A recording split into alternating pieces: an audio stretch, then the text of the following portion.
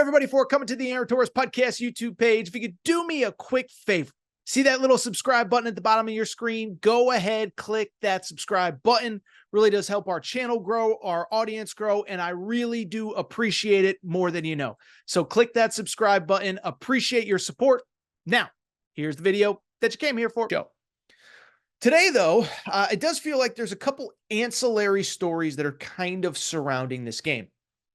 One is Jim Harbaugh's future, which we'll get into in a minute. But the other one is an interesting kind of narrative that has emerged in Houston as the two teams have gotten there, and as certainly as the media has gotten there as well. And that narrative, bluntly, is should there be an asterisk if Michigan wins the national championship? In other words, we know about the sign stealing scandal. We know what Michigan is accused of. We know what Connor Stalions is accused of. We know what we think we know about Jim Harbaugh, his role. Did he know? Did he not know? And so the question is, should there be an asterisk? And not only should there be an asterisk, but it's not just a question at this point. It is a conversation point. And I thought it was really moved forward on Saturday. Ross Dellinger from Yahoo, who does a great job.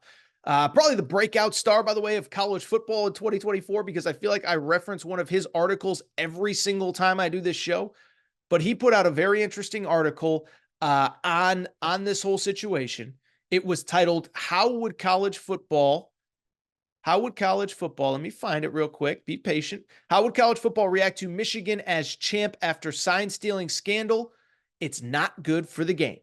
And so he goes around and he talks to people and he asks people, and there were some interesting responses on both sides of the spectrum about if Michigan were to win this game, and really more importantly, kind of what it says about the NCAA process of due diligence and of, investigation, whatever. And so here are some quotes, both positive and negative, both for Michigan and against Michigan from the article. Here is a quote from a Power 5 athletic director per Yahoo. That's a good football team. They are a very good team. But this shows my concern with the NCAA process. This is our system, and it's unfortunate. The system allows it, which is why we've got so much to change. He continued, there's a second AD that is quoted. It's ridiculous that they are parading there around. It's not good for the game. And then an assistant coach, he just tells it exactly like it is. He says, quote, there ought to be a damn asterisk next to it. It's not fair. It ain't right. Obviously, that assistant we don't know by name, but that sounds like a good old football guy, been around the game for 50 years, do things the right way, blah, blah, blah, this and that. And so you have a lot of quotes basically saying that there should be an asterisk. The article continues, though. Ross Dellinger says not everyone's in that camp.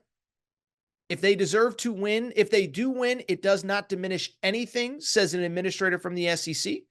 A second administrator says, I don't have a problem with them being there. There are much more egregious things going on right now in college football. So as you can see, everybody's pretty divided, but I don't toe the line. I don't dance on both sides of the line. No. I tell you exactly how I feel in the moment, all of that. And I'm here to tell you right now. Do I believe that Michigan should have an asterisk next to their title if they win it? I do not. And I actually think it's even a ridiculous conversation to even have at this point after everything that has happened over the last couple months. And so let's dive in. Most of this conversation centers around the Connor Stalions sign stealing investigation. And the real reason, there's really two reasons that I believe that there should be no asterisk. One is sort of debatable. The other one is not debatable. The first thing is, and this is the debatable part, I think you could argue this whole thing has been overblown from the beginning. And we've talked about it. We've spent a ton of time on it. I've shared my opinion. When it first broke, I thought it was a huge deal. Then you kind of peel back the layers. Then you see how it feels like, we're basically having,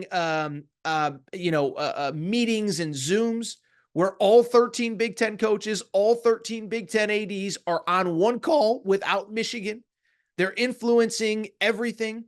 And I thought it largely got overblown. And I thought it really got overblown, especially in that week that Michigan was on the bye. We find out about it right before the Michigan State game. They destroy Michigan State. Surprise, surprise. And then from there, they go into a bye, and it's just one story after another, after another, after another. But more importantly, and it was funny because actually a player referenced this in the article by Ross Dellinger, is that you go on social media and you see all these videos. Oh my God, Michigan, there's Connor Stallions. He's on the sideline. And look at that. They're in the perfect defense. And what does it all mean? And it's like, well, it was 3rd and 11. I don't think you needed to be a high-tech mastermind to know that Ohio State was going to pass the ball. And so, like I said at the time, and this is why I think Ryan Day, by the way, is taking so much heat, is it felt like there was about a 3-4 week period where everyone just assumed that every piece of success that Michigan had over the last couple years was solely because of Connor Stallions. Then they beat Penn State. Then they beat Ohio State. And Ohio State fans are like, by the way, Ohio State fans have told me this. I'm not speaking out of school. I'm not trying to talk crap about Ohio State. I think that in Ohio State fans' heads, they built up the only way Michigan could beat us was cheating. And then a funny thing happened. There was no Jim Harbaugh. There was no Connor Stallions. And Michigan won anyway. And more important, that is why there is no asterisk, in my opinion. It is because even if you want to argue that Connor Stallions significantly helped this team, first of all, they weren't losing any of the 6 games this year. They just were not. I'm sorry. They weren't losing to Minnesota. They weren't losing to Nebraska. They beat them because they were a better team. They weren't losing to Bowling Green or Rutgers. But then what was interesting, what happened after that, I should say.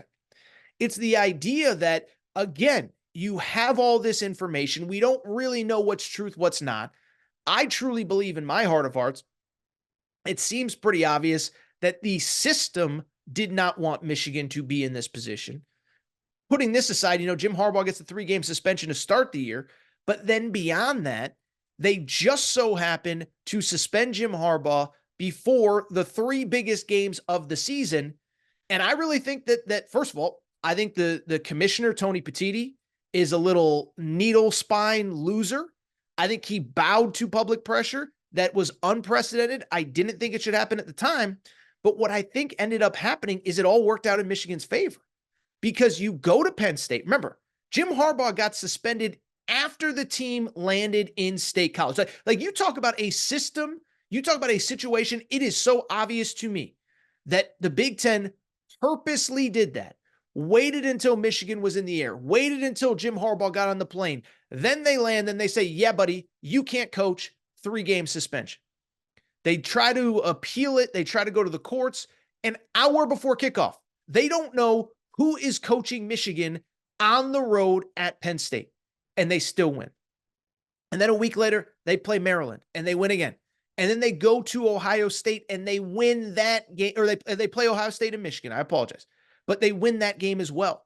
And so even if you want to argue that Stallions had some impact in the 3 biggest regular season games of the year, Connor Stallions is suspended watching at home on the couch like you and I are. Then Jim Harbaugh is on the couch watching at home like you and I are. Well, he's watching in a hotel in State College, but you get the point. Jim Harbaugh wasn't in the building. They still won those games. Then after all of that, they go to the Big Ten championship game, beat Iowa, and they beat Alabama in the Rose Bowl. There's no asterisk. There's no anything. They were the better team. They deserve to win. And that is why I think this is not even a conversation. I mean, it's a conversation because I'm talking about it, but I don't think it's a real conversation. Because even if you want to argue that they were helped, guess what? The 4 biggest games of the year, Ohio State, at Penn State, Iowa in the Big Ten championship game, Alabama, there was no Connor Stallions. In 2 of them, there was no Jim Harbaugh.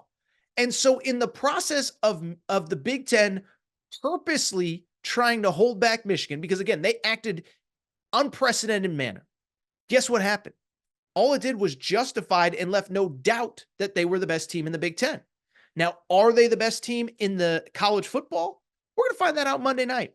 Washington's players said, look, we're beyond that. We're over it. That's not even something that's on our radar right now. We're not worried about that. We're worried about winning the game. So Washington's moved on. Nick Saban had nothing but nice things to say about Michigan and how prepared they were and they deserve to win and whatever. I mean, what else do you want from this team? And so the idea that there's somehow an asterisk, like, what are we even talking about? You go to Penn State without Connor Stallions and Jim Harbaugh isn't on the sidelines. You beat Ohio State. Like, think about the challenge. And this is, we talked about this on Friday. Like, everyone convinced themselves that Michigan was struggling down the stretch. They weren't struggling. They didn't have their head freaking coach on the sidelines. How do you think Georgia would look without Kirby Smart? How do you think Washington would look without Kalen DeBoer? How do you think Oregon would look, without Dan Lanning, Nick Saban on not like, this is so, I don't know. It boggles my mind. And I think, again, ultimately, what ended up happening is it all worked out best for Michigan, because you tried to cut their legs out. You tried to undermine them. You tried to put them in positions where they were not going to win, so that we didn't have to get to this point. Well, now we're here. They earned their spot. They deserve to be here. One thing I will say, and I do agree with the sentiment of the article, I don't think the frustration is even necessarily with Michigan, but the way the NCAA process works. Remember, Jim Harbaugh was suspended those 3 games to end the season by the Big Ten. NCAA couldn't do anything per their own bylaws. So we'll see if as time goes on, as the NCAA evolves, if it survives at all, what will happen. And obviously, look, Jim Harbaugh, if he stays, which we're going to talk about in a minute, there will be probably further punishment. I don't think there should be, because he already served a 3-game suspension. What are we doing here? Like, that's the other thing when we start talking about Jim Harbaugh, what's next? Oh, there's a lengthy suspension. He already got a 3-game suspension this year for this situation. How many games are we going to give him? He didn't know. He wasn't involved. Whatever. But is there an asterisk? Absolutely not.